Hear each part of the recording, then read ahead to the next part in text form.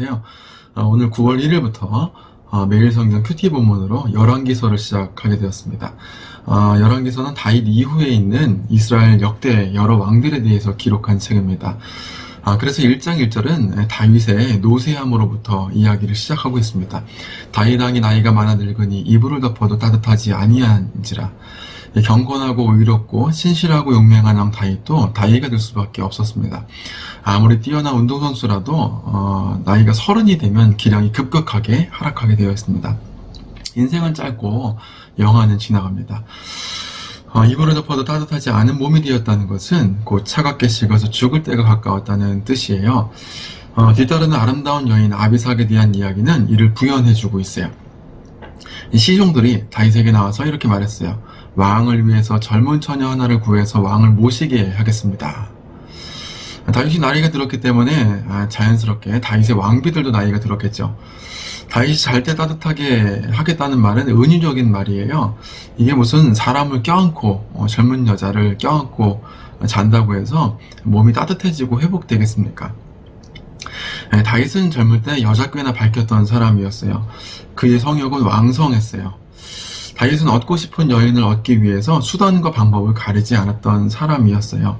다윗의 신복을 죽이기도 하고 또는 이제 재산이 없을 때에는 블레셋 사람들의 수백 명의 포피를 가져오기도 하였습니다.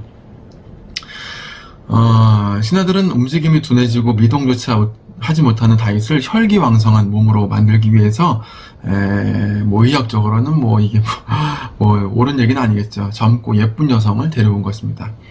4절을 보시면은 그 여인은 심히 아름다웠다고 합니다. 예전 같으면 다윗이 바로 잠자리를 같이 했겠죠. 하지만 다윗은 잠자리를 같이 하지 않았어요. 왜 그랬을까요? 다윗이 이제는 인생이 참 무념무상 모든 것이 쓸데없다는 것을 깨닫고 나서 도 같아서 여자를 가까이 하지 않았다는 뜻일까요? 그렇지가 않습니다. 다윗의 성적인 기능이 상실되었다는 뜻이에요. 주석가들은 지금 이 성적인 기능이 상실되었다는 해석이 뒤에 있는 5절과 자연스럽게 연결된다고 해석을 하고 있어요.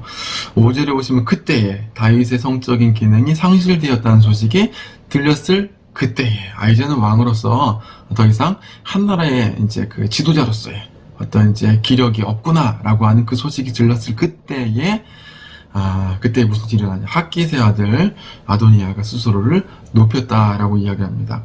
내가 왕이 되리라. 자기를 위해서 왕권을 상징하는 병거와 기병과 호위병 50명을 준비했습니다. 그 이유가 6절에 있습니다. 그는 압살롬 다음에 태어났다고 하는데요.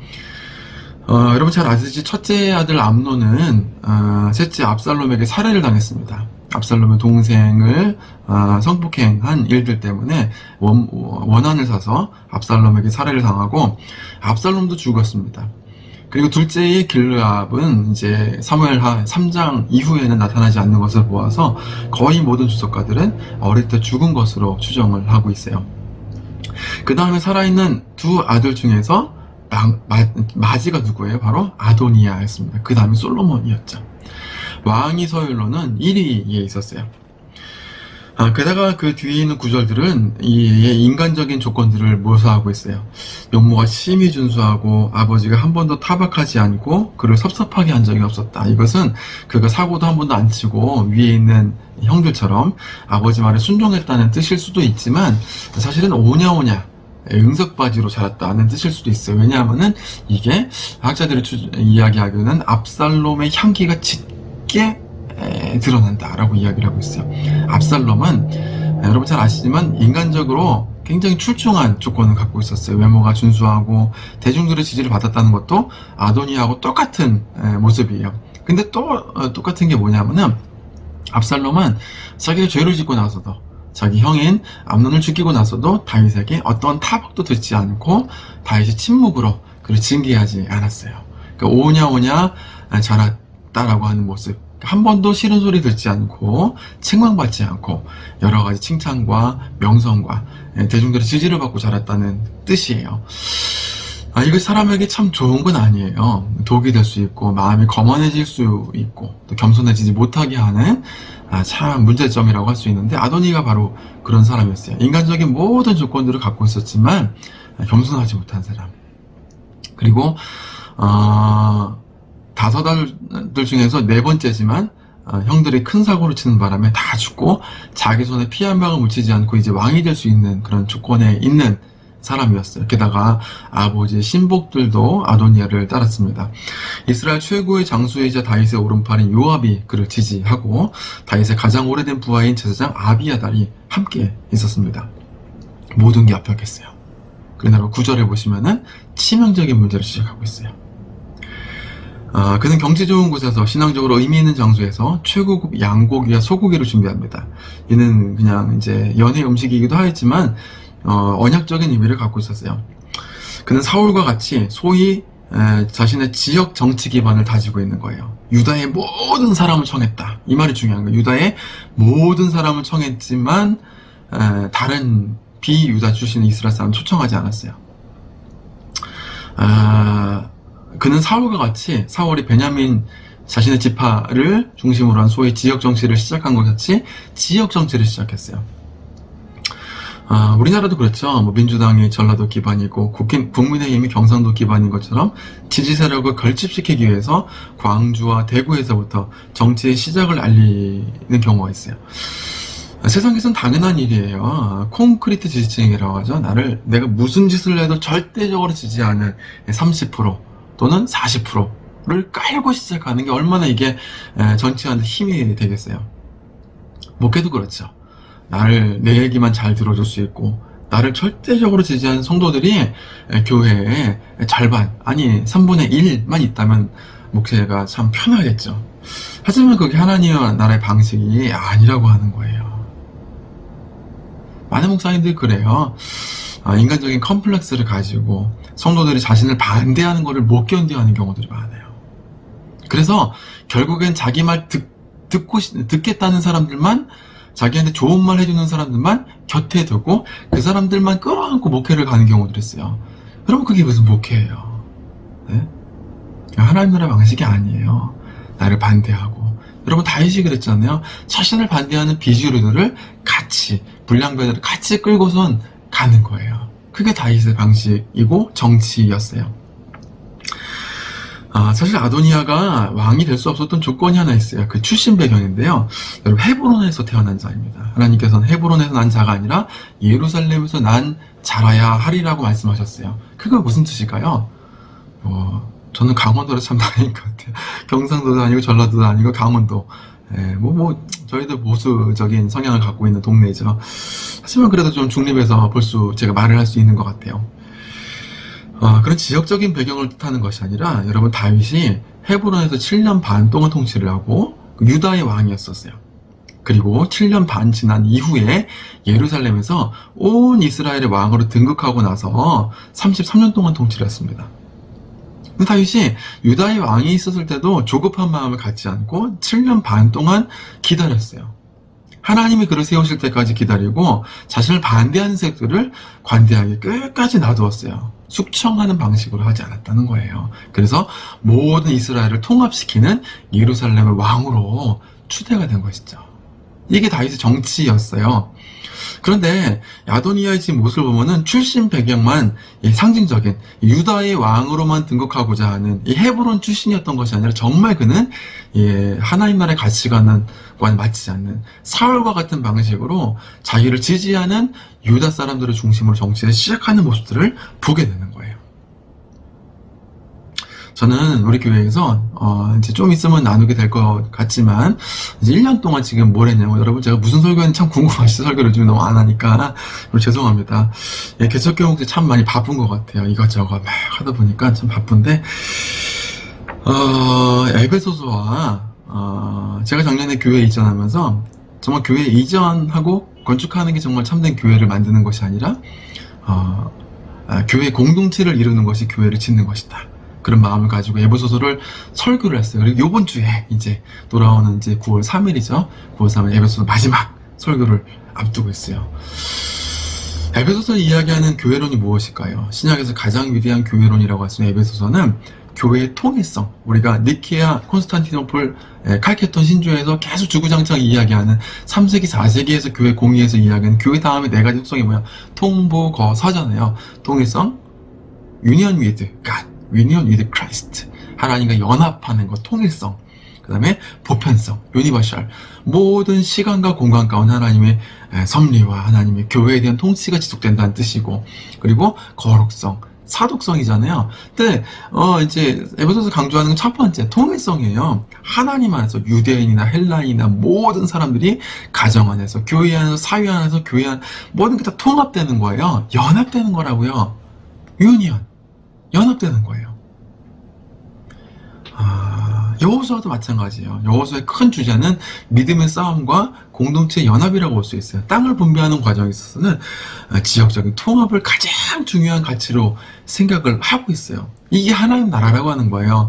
제가 그러면서 생각했어요. 목회가 무엇인가? 생각이 다르고 지역이 다르고 연령이 다른 성도님들을 그리스도 안에서 한 몸이 되게 하고 서로 사랑으로 연합하게 하는 게 목회다는 생각을 하게 되었어요. 서로 용서하는 방식을 배워요. 서로 연합하고 서로 관계 맺고 서로 끈끈하게 가족이 되는 방식을 배워나가는 거예요. 그게 목회이고 교회예요. 교회다움이에요.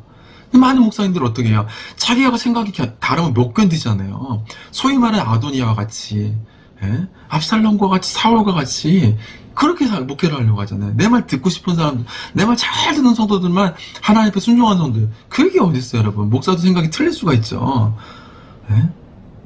성경 주석도 굉장히 많이 달라요. 물론 좋은 해석이 있죠. 근데 그런 게 아니라면, 성경적인 것이 아니라면은 목회하는 데서 여러 가지 일을 이렇게 할 수도 있고 저렇게 할 수도 있고 생각을 고쳐먹을 수도 있고 그런 거예요. 저 중요한 게 무엇입니까? 바울이 이야기하는 것처럼 내가 모든 것으로부터 자유할 수 있는 권한을 가지지만 그 권한을 가지고 성도들에게 어떤 모양으로 되어줄 수 있는 종으로 살겠다라고 하잖아요. 그게 목사가 해야 될 일이에요. 저는 여러분 사실 그래요. 우리 교회에서 성도들이랑 어울려 살면서 저는 고집 부리지 않아요. 모든 게 열려있어요. 성도들이 하자는 대로 모든 거 맞춰줄 수 있어요. 왜요? 중요한 것은 연합이고 통합이기 때문에 그래요. 많은 목사들이 자기 열등감 때문에 자기 생각을 강요하고 그거를 지지하기 위해서 그게 성경적이라고 하나님 뜻이라고 이렇게 죄송합니다 여러분 거짓말을 쳐요. 거짓말. 얼마나 한심한 노릇이에요. 죄송합니다 여러분 오랜만에 설교하는데 아도니아의 두 번째 문제는 바로 하나님이 그를 세우지 않았다는 것이었어요.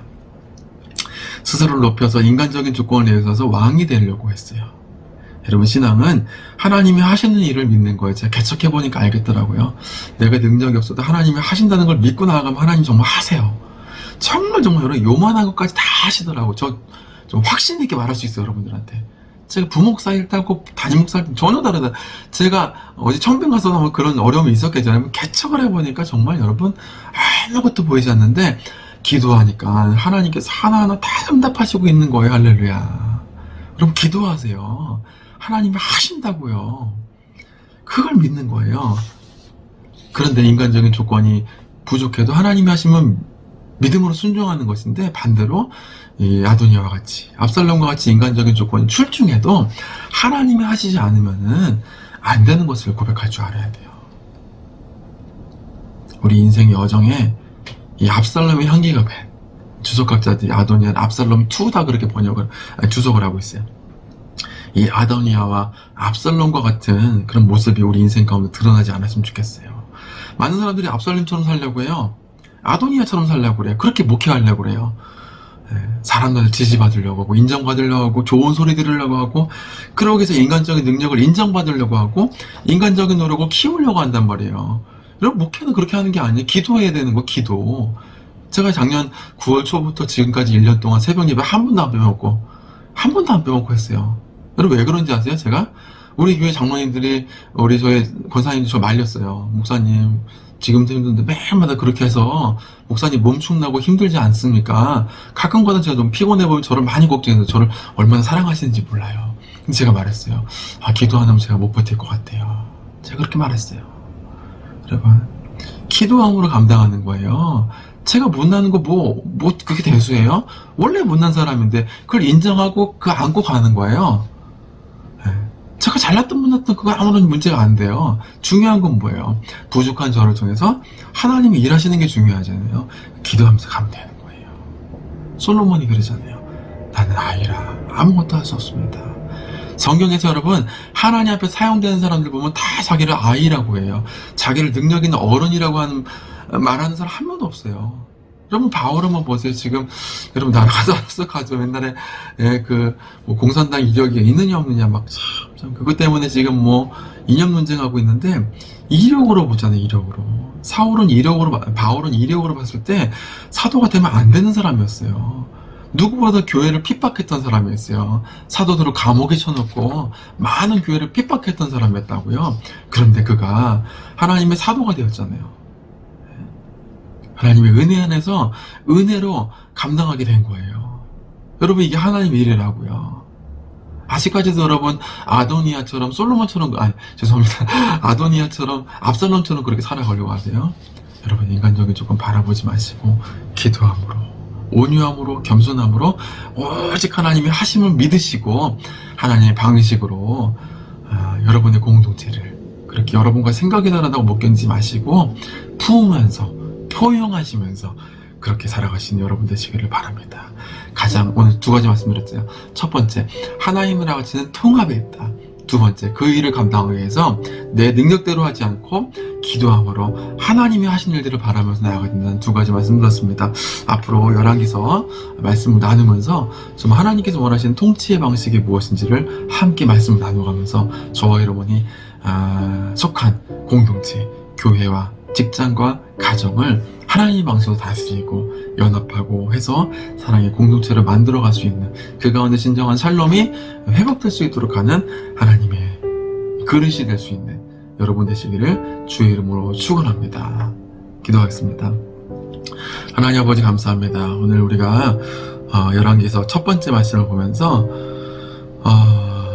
이 아도니아가 스스로 왕이 되기 위해서 자신에게 좋은 말만 하는 사람들을 곁에 두고 세속적인 왕도를 걷는 모습들을 보게 됩니다.